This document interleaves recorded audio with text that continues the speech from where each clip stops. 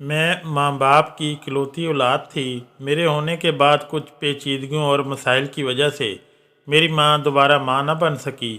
ماں باپ کی اکلوتی بیٹی ہونے کی وجہ سے مجھے میرے ماں باپ نے بہت لاڈ پیار سے پالا۔ میں بہت اونچے گھرانے سے تعلق رکھنے والی لڑکی نہ تھی، لیکن میرے ماں باپ جیسے تیسے میری ہر خواہش کو پورا کرنے میں لگے رہتے تھے۔ میرے ابا دن رات محنت کرتے کہ کسی طرح مجھے وہ سب دے سکے جو مجھے چاہیے۔ انہوں نے مجھے بہت اچھے اسکول میں ڈلوایا اور جیسے تیسے 10ویں جماعت کرنے کے بعد آگے پڑھائی کا وقت آیا تو میرے ماں باپ نے بہت چاہا کہ میں آگے بھی پڑھوں اور اپنی پڑھائی مکمل کروں، لیکن میرے اندر پڑھائی کا کیڑا تبھی ختم ہو چکا تھا جب میرے ہاتھ میں موبائل آیا تھا۔ اپنی سالگرہ کے موقع پر بابا سے میں نے موبائل کی خواہش کی تھی اور انہوں نے اپنی لاڈلی بیٹی کی اس خواہش کو بھی جیسے تیسے پورا کیا تھا۔ شاید اس لاڈ پیار نے مجھے بگاڑ دیا تھا اور اس وقت موبائل پر گیم کھیلتے کھیلتے پتہ نہیں کب میں اپنے نصیب سے بھی کھیلنے لگی۔ یوں کم عمری میں ہی میری دوستی ایک ایسے شخص سے ہو گئی جسے میں پہلے کبھی جانتی تک نہ تھی، لیکن اس سے بات کرنا مجھے بہت اچھا لگنے لگا تھا۔ روز بات کرتے کرتے ہماری دوستی کا رشتہ بہت آگے بڑھ گیا تھا۔ میں اسے اپنی تصاویر تک بھیجنے لگی تھی۔ تم بہت حسین ہو۔ فون پر اپنے لیے ایسے الفاظ سن کر میں خوشی سے پھولے نہ سماتی اور سارا دن میں اس کی دلنشین باتوں میں کھوئی رہتی۔ میری زندگی میں مجھے ملنے والا وہ پہلا شخص تھا جو مجھے سراہتا تھا اور میں کمتری کے احساس سے نکل کر خود کو خاص سمجھنے لگی تھی۔ میرا اس سے بات کرنا روزانہ کا معمول بن چکا تھا۔ میں سارا دن موبائل میں گم رہتی تھی اور امی کی آوازوں کو نظر انداز کرتی۔ میرے اندر آتے بدلاؤ کو میری ماں بخوبی نوٹس کر چکی تھی اور شاید یہی وجہ تھی کہ وہ چاہتی تھی کہ میری شادی جلد سے جلد ہو جائے، اور اس سلسلے کے لیے انہوں نے میرے لیے بہت سے رشتے بھی دیکھنا شروع کر دیے تھے، لیکن کسی بھی رشتے والوں کی ڈیمانڈ پر میں پورا نہیں اتر پاتی تھی، جس پر میرے ماں باپ تو میرے لیے بہت پریشان اور دکھی بھی ہوتے تھے، جبکہ میں بہت خوش اور پرسکون تھی کیونکہ میں صرف اسی لڑکے سے ہی شادی کرنا چاہتی تھی جس سے میں فون پر بات کرتی تھی، اور مجھے یقین تھا کہ وہ بھی مجھ سے ہی شادی کرنا چاہتا ہوگا۔ میں اس کی محبت میں سر سے پاؤں تک ڈوب چکی تھی۔ میں نے ایک دن اپنی ماں کو سب بتا دیا، جس پر وہ ایک لمحے کے لیے ساکت رہ گئیں کیونکہ انہیں مجھ سے اس چیز کی امید نہیں تھی، اور کسی لڑکے نے اس کی بیٹی کو پسند کیا۔ وہ سمجھ نہیں پا رہی تھی کہ انہیں اندر ہی اندر اس بات پر خوش ہونا چاہیے کہ کوئی تو ہے جو ان کی بیٹی کو ہر حال میں قبول کر رہا ہے، یا بیٹی کی اس غلط حرکت پر سر پیٹنا چاہیے۔ میرے باپ تک یہ بات گئی تو ان کی غیرت جاگ اٹھی اور ایک لمحے میں ان کا لاڈ پیار میرے لیے ختم ہو گیا۔ میں نے انہیں کبھی اتنے غصے میں نہیں دیکھا تھا۔ ان کا بس چلتا تو میرا گلا دبا کر مار دیتے۔ کاش میں نے ان کا مان رکھ لیا ہوتا۔ انہوں نے میرے ہاتھ سے موبائل چھین لیا اور انہوں نے جلد سے جلد میری شادی کرنے کا فیصلہ کیا، لیکن ہر آتا رشتہ مجھے دیکھنے کے بعد ریجیکٹ کر جاتا۔ مسلسل ہر رشتے کا مجھے ریجیکٹ کر کے چلے جانا دیکھ کر مایوس ہو کر میری ماں نے میرے ابا کو میری پسند کے لیے منانے کی پوری کوشش کی، اور یوں آخر کار ابا مان گئے۔ تھک ہار کر ابا نے کہا کہ بلاؤ اس لڑکے کو، تمہیں میں رخصت کر رہا ہوں، میں کبھی تمہاری شکل نہیں دیکھوں گا۔ اور خوشی سے میں نے اس لڑکے کو ویڈیو کال ملائی اور اسے بتایا تو وہ ہنستا کہنے لگا کہ میں ابھی اتنی جلدی شادی نہیں کرنا چاہتا۔ یہ سن کر میں غصے اور دکھ کی ملی جلی کیفیت میں آ گئی اور اس سے پوچھا کہ کیا تم مجھ سے محبت نہیں کرتے؟ میرا دل اب ڈرنے لگا تھا۔ اس نے کہا ایسی بات نہیں ہے، میں تم سے بہت محبت کرتا ہوں، لیکن میں ابھی اپنے پیروں پر کھڑا ہونا چاہتا ہوں، کچھ بننا چاہتا ہوں، پھر شادی کا ارادہ کروں گا، اور جب ارادہ کروں گا تو سب سے پہلا خیال تمہارا آئے گا۔ یہ سن کر میرے دل کو کچھ اطمینان ہوا، اور پھر کچھ باتوں کے بعد اپنے موبائل کو میز پر رکھ کر میں اس کو اپنے کپڑے دکھانے لگی کہ آج کون سے رنگ کا جوڑا زیب تن کروں یا کیسا جوڑا پہنوں، کیونکہ آج میں بہت خوش تھی اور خود کو اچھے سے تیار ہو کر اس کو دکھانا چاہتی تھی۔ ایک جوڑا سلیکٹ کرنے کے بعد دور کھڑی جب میں جوڑا رکھنے کے لیے مڑی تو موبائل سے اس کی حیران کن آواز ابھری، سامنے جانا، چلو مڑو، اب میری طرف آؤ۔ माथे पर बल डाले मैंने इसकी आवाज़ सुनी, पर इसके अजीब लहजे में पूछे गए सवाल से मेरे दिमाग की घंटियां बजने लगी। मुझे लगा कि कहीं कुछ बुरा ना हो जाए, या अल्लाह रहम करना। मैंने दिल ही दिल में दुआ की। अभी मैंने चंद कदम ही उठाए थे कि इसके अल्फाजों ने मेरे पैरों तले से ज़मीन खींच ली। लंगड़ी हो तुम, ये अल्फाज मेरे लिए कानों में शीशा डालने के बराबर थे। जितनी दफ़ा सुनती इतनी दफ़ा तड़प उठती।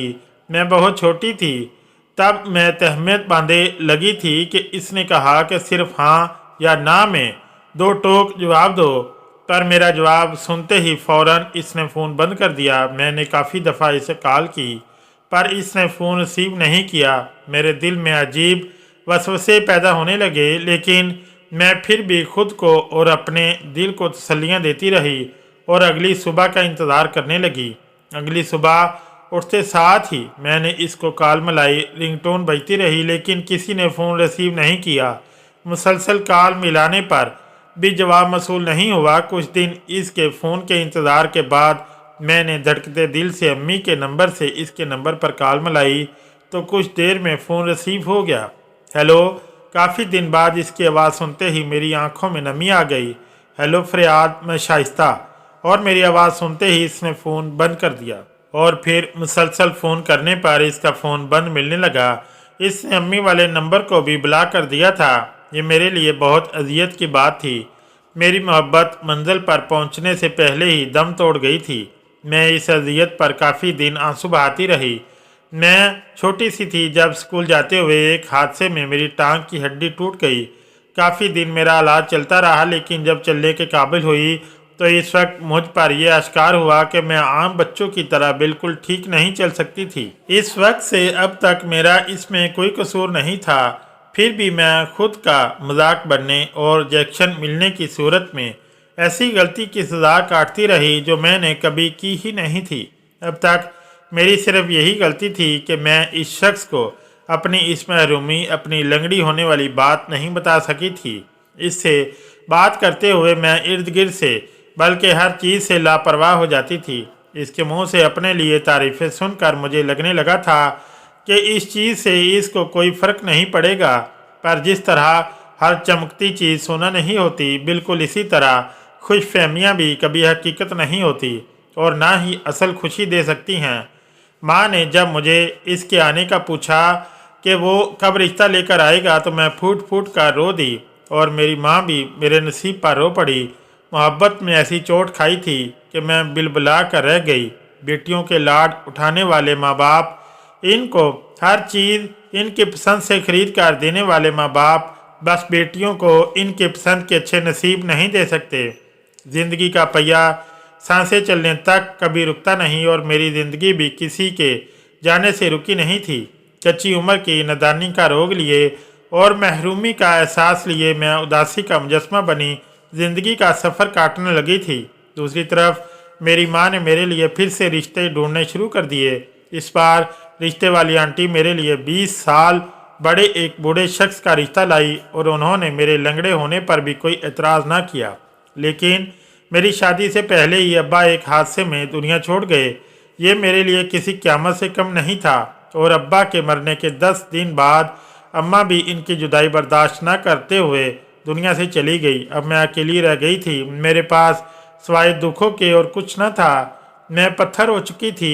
मेरे दूर के एक चचा थे जिसने मेरा निकाह इस शख्स से कर दिया जो अब्बा ने मेरे लिए पसंद किया था। मेरा यही नसीब था कि मेरी शादी इसके साथ करवा दी जाए, और मैं कम उम्री की गलतियों और महरूमिया का दुख पछतावा लिए अपने ससुराल आ गई। मेरा शोहर एक अच्छा और शरीफ इंसान था और एक छोटा सा कारोबार करता था। मेरे सास ससुर ना थे, लेकिन एक छोटा देवर था जो मेरे से 5 साल ही छोटा था, जिसके साथ मैं सबसे ज़्यादा वक्त गुजारती थी। शायद हमारी उम्रों के कम फ़र्क की वजह से हम बहुत जल्द एक दूसरे के साथ घुल मिल गए थे। मैं अपने शोहर के कामों के साथ साथ देवर का भी हर काम करती। इसके सूट इस्त्री करने से लेकर शूज़ पॉलिश तक, खाना पकाने से लेकर कपड़े धोने तक हर काम मैं करती थी। कभी फुर्सत के औकात में देवर और मैं खूब बातें करते। वो छोटी मोटी शरारतें करके मुझे हंसाने की कोशिश करता, लेकिन मेरे अंदर से ज़िंदगी दम तोड़ चुकी थी। मेरा शोहर कम गो इंसान था और मैं इसकी खामोशी का सबब इसके बुढ़ापे की वजह समझती थी कि वक्त के साथ साथ उम्र ढल जाती है और उम्र ढलने के साथ साथ इंसान में संजीदगी बढ़ जाती है। मेरा शौहर भी बहुत संजीदा सा इंसान था। वो ज़्यादा बातें ना करता था, काम से काम रखता था, और जब मेरा शौहर काम के मुतालिक दूसरे शहर कुछ दिनों के लिए जाता तो देवर मेरे साथ कमरे में ही सो जाता था। वो मेरे साथ मेरे बिस्तर में सोता था। मैं इसे छोटा समझने की वजह से कुछ ना कहती। शादी के 1 साल बाद ही मेरे शौहर की हार्ट अटैक से मौत वाक़या हो गई। शौहर के जाने के बाद मैं और मेरा देवर ही एक दूसरे के लिए सहारा थे। वो रोज़ मेरे कमरे में आ जाता था और अपने दिल को हल्का करता रो पड़ता। मैं इसके आंसू पूंछती थी, और अगर कभी मैं बात करते करते माँ बाप की याद में रो पड़ती तो वो मेरे आंसू पूंछता। यूँ हम एक दूसरे का आसरा थे। फिर एक साथ बातें करते करते हम दोनों की ही आंख लग जाती थी। शौहर के मरने के बाद दुनिया वालों ने मुझे मेरी उम्र से बहुत ज़्यादा बड़ा कर दिया था, जिसकी वजह से मैं काफ़ी बातें समझने लगी थी। देवर अब पढ़ाई के साथ साथ अपने भाई के कारोबार भी संभाल रहा था। दिन आहिस्ता आहिस्ता गुजर रहे थे। देवर जब से भाई का कारोबार करने लगा था, इसमें बहुत बदलाव आया था। वक्त के साथ साथ वह बड़ा होता जा रहा था और अब लोग हम दोनों का एक घर में एक साथ अकेले रहना बुरा समझने लगे थे। मुख्तलिफ किस्म की बातें करने लगे थे, जिस पर मैं बहुत परेशान थी, और एक मुखलिस करीब के रिश्तेदार आंटी से अपनी परेशानी का जिक्र किया तो उन्होंने मुझे देवर के साथ निकाह का मशवरा दिया। तो इसी दिन से मैं और परेशान हो गई और देवर से एहतियात बरतने लगी थी। अब जब देवर रात के वक्त मेरे कमरे में आता तो मैं इसे ये कहकर मना करती कि अब तुम बड़े होते जा रहे हो, इस वक्त ना आया करो, सुबह बात कर लिया करो। वो कभी मेरी बात सुन लेता था और कभी नज़रअंदाज कर देता था। आज भी जब वो मेरे कमरे में दाखिल हुआ तो मुझे इसके चेहरे पर अजब सी परेशानी थी। मैं इससे सुबह के लिए टालने वाली थी कि वो मेरे पास आया और अपनी बात कहकर चला गया, जिसे सुनकर मुझे एकदम से झटका लगा। इस वक्त गुस्सा करते मैंने देवर की बुरी तरह डांट कर कमरे से निकाल दिया। अगली सुबह मैं देवर को देख तक नहीं रही थी और इसे नज़रअंदाज करती सारे घर के काम सर अंजाम दे रही थी। लेकिन शायद मेरा नसीब देवर ही था कि वही रिश्तेदार आंटी आ गई और नुमान के सामने लोगों की वो बातें जो तोहमत की शक्ल में मेरे लिए थीं वो सब बताने लगी, और आखिर में अपने मुखलसाना मशवरे से भी नवाजा, जिस पर गौर व फिक्र करने के बाद देवर ने फिर मुझसे शादी का जिक्र किया और रिश्तेदार आंटी के ज़रिए मुझे मना लिया। मैं रोती धोती तमाम बातों को सम्मति मान गई। यूँ मेरी शादी रिश्तेदारों ने मेरे देवर के साथ करा दी। बिलाशुबा देवर में कोई बुराई नहीं थी। वो मेरी आंखों के सामने जवान हुआ था और वो मुझे हर तरह से कबूल करना चाहता था, और इसने मुझे कबूल भी किया। हमारी ज़िंदगी के वर्क आहिस्ता आहिस्ता पलटते रहे और ज़िंदगी का ये पटड़ी से उतरा सफ़र दोबारा पटड़ी पर चढ़ता अपनी मंजिल की तरफ रवां दवां हो गया। लेकिन आज भी जब मुझे अपनी पहली मोहब्बत यानी पहली गलती का ख्याल आता है तो मैं रो पड़ती हूँ। मेरा नसीब ना तो मेरी पहली मोहब्बत थी, ना मेरा पहला शौहर, बल्कि मेरा नसीब तो मेरा देवर नुमान था, जो अब मेरा शौहर था। वो मेरी हर पसंद नापसंद से वाकिफ़ था और मुझे खुश करने के लिए नए नए तरीके ढूंढता, और आज भी अपने इस गुनाह की माफ़ी मांगती हूँ जो मेरी नज़र में कभी मोहब्बत थी, जो मैंने माँ बाप से छुपा कर की थी। लेकिन सच्ची मोहब्बत तो वही होती है जिसमें मर्द आपका हाथ थाम कर निकाह करे। बेशक अल्लाह ने निकाह में बड़ी ताकत रखी है।